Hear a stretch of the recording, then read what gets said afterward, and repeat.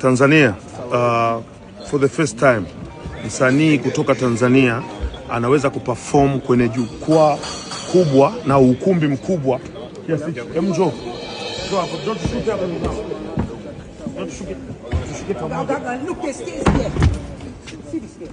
okay. Let's go.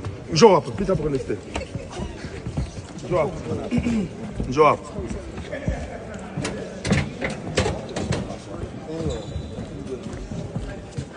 Maana yake ninasemaga msanii anakuja London anaimba sijui kwenye ukumbi.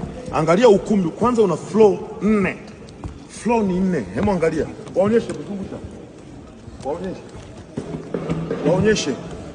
Waonyeshe. Hii ni London.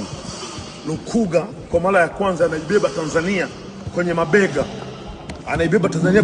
Ukumbi huu.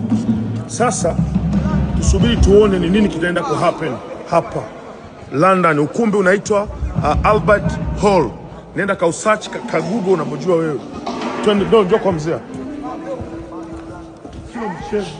Sound check.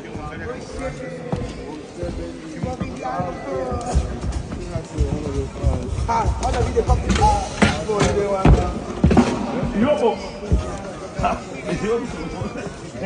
Mozi yobo. Tuko vizuri.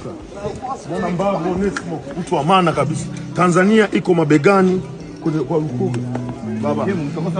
RJ. Yes, we're here, man. We're here tonight.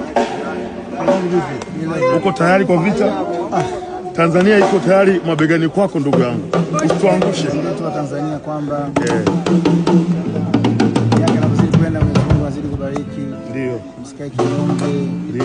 Sio Tanzania. Afrika Mashariki yote. Ndio. Waongea Kiswahili wote. Kisha na hatua please. Hata nyuma hapo huwezi kufanya show hapo. Huwezi kufanya. Ukumbi ni mkubwa sana Big. Miaka nyuma huwezi kufanya hapa, so tuko vizuri. Mnakuwa hapa London wote, njooni leo. Tufurahie, tusherehekee. Wanakuja marafiki wengi wa mataifa tofauti. Come let's have fun. Celebrate St. Joseph. I'm gonna do a show to remember. I promise you.